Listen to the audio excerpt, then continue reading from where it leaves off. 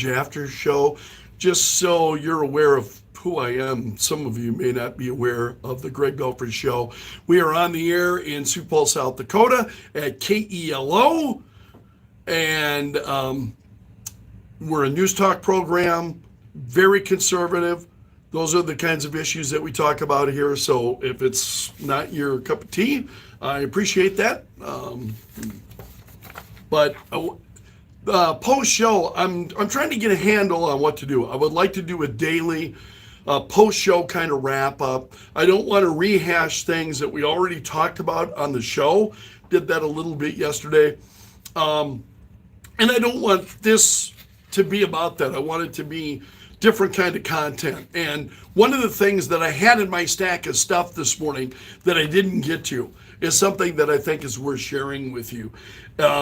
Did you see, especially for those of you who are watching via YouTube, many of you might know who Tim Pool is, and you might watch the Timcast, and Tim is saying that CNN apparently has warned YouTube channels. These are folks that intended to live stream the debate. Now, I've done this before. I've done this myself in the past. When Donald Trump and Joe Biden had debates 4 years ago, I was live streaming the debates. So CNN is warning these YouTube, broadcasters not to, or live streamers, I should say. I'm a broadcaster. Those who are involved on YouTube are live streamers, so on. That they cannot share the CNN broadcast. And so Tim Pool, I think, shared and there's a story about this. This is the post-millennial. And a CNN spokesman told Pool, confirming that we are offering digital platforms the ability to stream the debate only via CNN YouTube. We are not granting digital entities the right to stream the debate on their own YouTube channels. And so the question is whether, and I think this is what these podcasters are facing, is should they be able to take the CNN video and then offer commentary throughout, which is what I did 4 years ago during the Donald Trump, Joe Biden debate. Offered commentary throughout as to what was going on, reacting to what they were doing, and also giving you a chance to kind of listen in. And that's what Tim Pool and others are doing. So the story is not entirely clear as to what's happening, but the headline is CNN threatens YouTube channels that plan to provide Trump-Biden debate commentary. So they apparently will not be able to use the live CNN video then and offer commentary throughout the debate, which is, I would have to say, not really surprising, given CNN is the one that's responsible for doing this, really making life difficult for these streamers. So Pool has done this previously, and when guys like me are doing it, you've got to know there are a large number of people who are involved in doing that kind of thing. Pool said, the presidential debates, this is the epitome of civic responsibility, of civic participation. We will provide live commentary and fact-checking on the presidential debate, as we have done for every other, so long as the show has been around. And he said, in a show of good faith, YouTube asked me to reach out to CNN to see if there was anything they would be looking for in this regard, because apparently they're asking other networks who are doing the exact thing to abide by certain restrictions.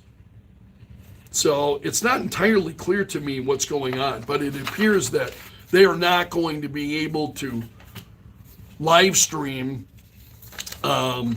the CNN debate, which, again, when I'm doing it, I'm always the last guy in the world who's responsible for the, winds up doing these things. So it'll be interesting to see what becomes of that and what CNN actually does. I'll look for I want to give you some additional clarity as to what's going on with that. But there is a story at the Post Millennial. They're covering what's going on. So it'll be interesting to follow up on that.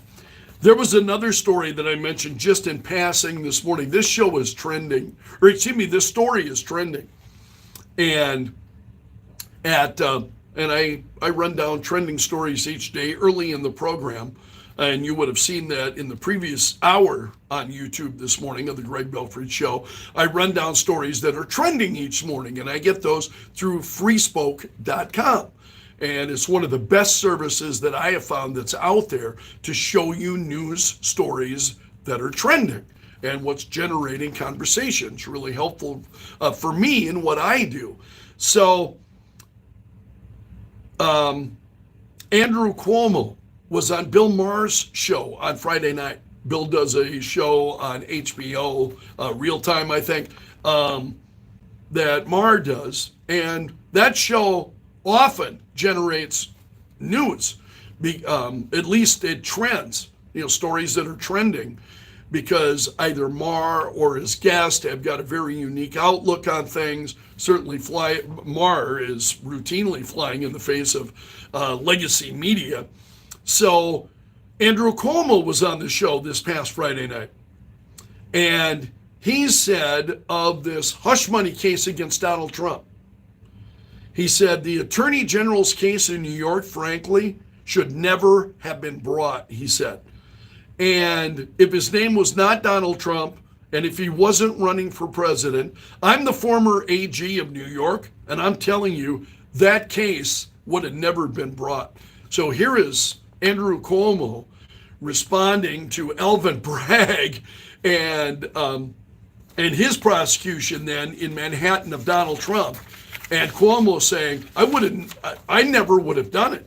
He went on, he said, if you want to talk about a threat to democracy, when you have this country believing you're playing politics with the justice system and you're trying to put people in jail or convict them for political reasons, then we have a real problem.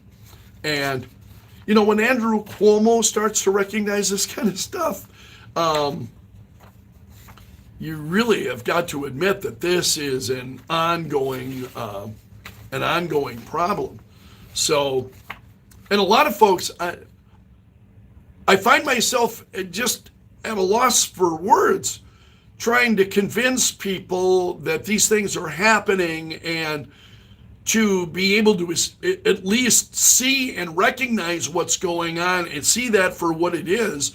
Draw your own conclusions. Come to your own conclusions. I'll draw mine, you draw your own. But so many folks just don't even see it. And that's where I just get, again, how do you reach out to those people and smack them in the face, figuratively speaking, and saying, wake up, take a look at what's going on. Andrew Cuomo is getting it. He sees it. Just absolutely amazing. But just still so many in this country who don't. And I just find myself at a bit of a loss as a result of that. Also, I've got to share this story. It made me laugh earlier this morning when I ran across this. PETA is out there. The People for the Ethical Treatment of Animals is out there, and they're calling on people to stop having sex with meat-eating men. This is what PETA is saying.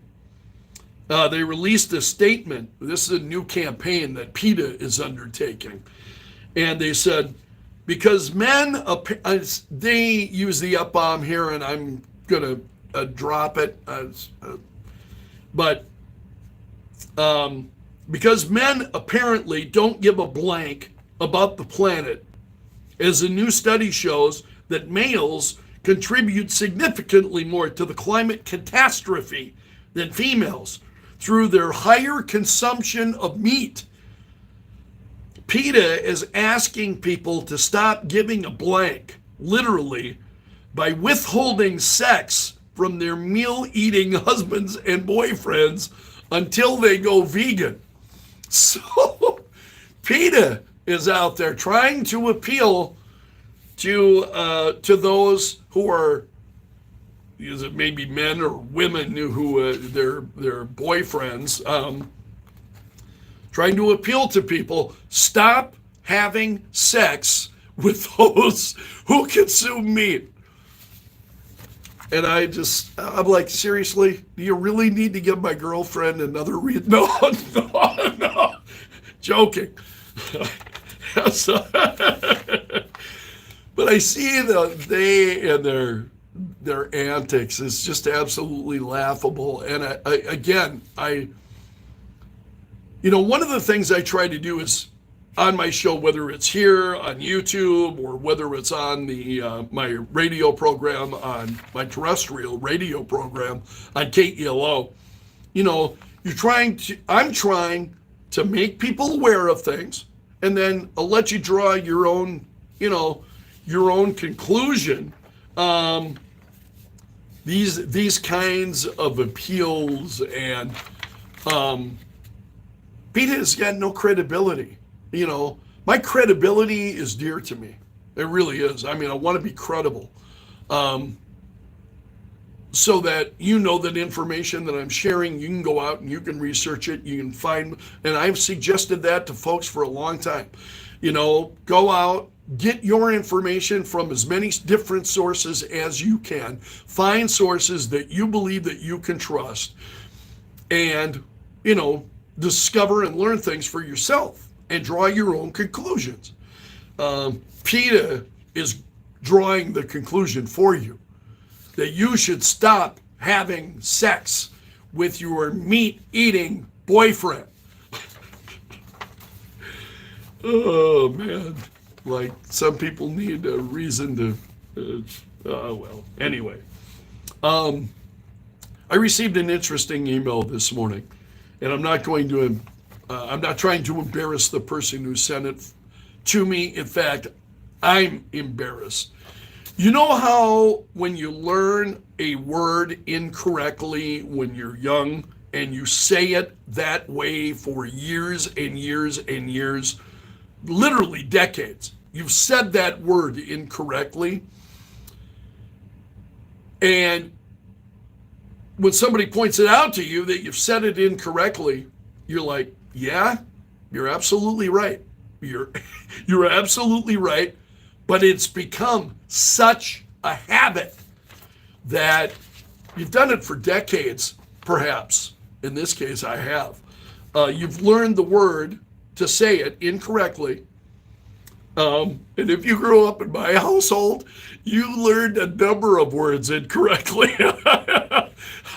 I learned a number of words incorrectly. I kid you not. I'll give you an Well, I want to share this email first, and then I'll come back to this. The word is cavalry.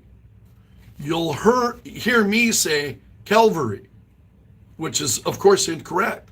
And when I hear that, I know it's incorrect. I know it's cavalry. And somebody was pointing that out to me. There was a story this morning. And when you're on the air and you got a big stack of stuff in front of you, some of those words, they come out of your mouth, and it's old habit. I know the word is cavalry. That's the correct word. But you'll hear me say Calvary. Wrong. I know it's wrong. Somebody pointed it out to me, and it was very gracious about it. And he said, and this, pointing it out to me, he said, I think the word you meant to say is cavalry, not Calvary.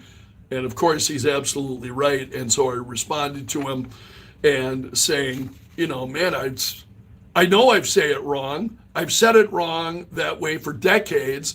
And, I'm just speaking, and you don't realize that you're mispronouncing the word. So I said, please have some patience with me.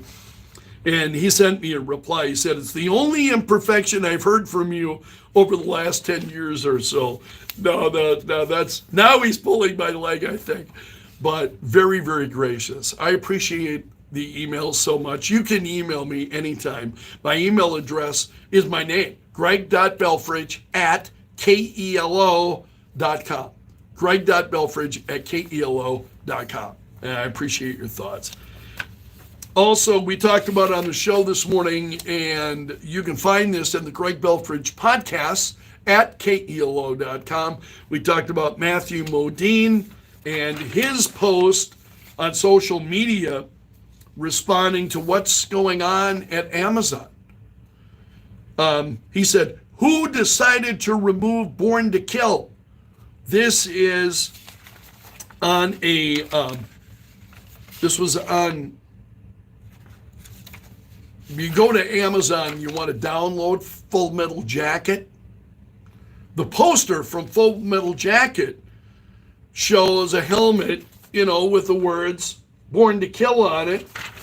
And the poster says, in Vietnam, the wind doesn't blow, it sucks. Stanley Kubrick's Full Metal Jacket. And you see the helmet here. I don't know if you can make out the words Born to Kill and a peace sign. Well, Amazon decided to remove Born to Kill. They removed that. You can't see it. The photo here, you see they covered it up. Still see the peace sign, still see the ammunition, but they removed Born to Kill. So Matthew Modine says, who made that decision to remove Born to Kill? Modine says, not only did they alter a piece of iconic art by Philip Castle, but they completely misunderstood the point of it being there. Private Joker wears the helmet with Born to Kill and the peace button as a statement about the duality of man. And it's a great point. How many of those kinds of changes are being made then?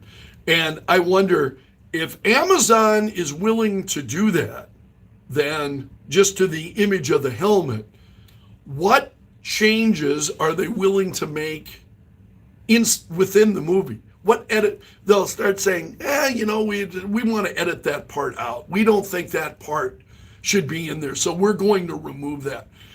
When do they start making those kinds of editorial decisions within the actual movie itself? Netflix has done this. I had a listener who made the comment this morning, and I've seen stories on it, that it was wasn't one of the Home Alone movies where Donald Trump is in the film, and Netflix decides, Trump is so divisive. Can't have Donald Trump being in that. Let's edit that out of the film that we're offering. So what you have are Amazon.com, Netflix, all of these other secondary providers making decisions about what content, making edits, taking upon themselves what movie they want to present. And it's a little bit disturbing. I think that's something that you should keep in mind. It's one of the reasons why it's not an argument, but a conversation that my partner Katie and I have all the time is I have purchased a number of movies on DVD, Blu-ray, and I want the original versions of the movie. Sometimes there's a new version, the director has gone out. I'll give you a Star Trek example because I'm a Star Trek nut. Star Trek has come out with, like, for instance, the motion picture. They went back and they really rushed a lot of the special effects. Robert Wise is the director of that movie. So Robert Wise went back and came out with let's complete the special effects that we weren't able to finish before that movie was released in theaters. And it's a much better film. Star Trek the Motion Picture, the director's cut, is a far, far better film than was originally released in the theaters. So I love going out and buying buying DVDs and Blu-rays.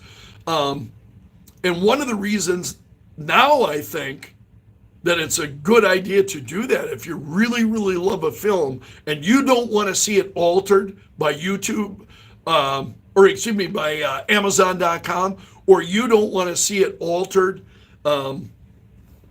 by Netflix or anybody else who's streaming it, go out and buy them.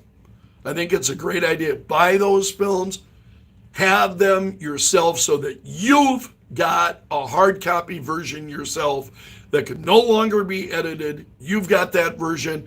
And if new edits come out, you want to go out and get a new version, by all means do so. But I'm a big believer. Katie would rather watch things online. So now I have another argument in my conversation with Katie as to don't ridicule me for my Blu-ray, my DVD collection. No, don't ridicule me. Those things can't be changed versus what you're watching on Amazon.com, what you're watching on Netflix. Who knows? Those things. If you're willing to make edits to the poster, you're willing then to begin making edits to the films themselves.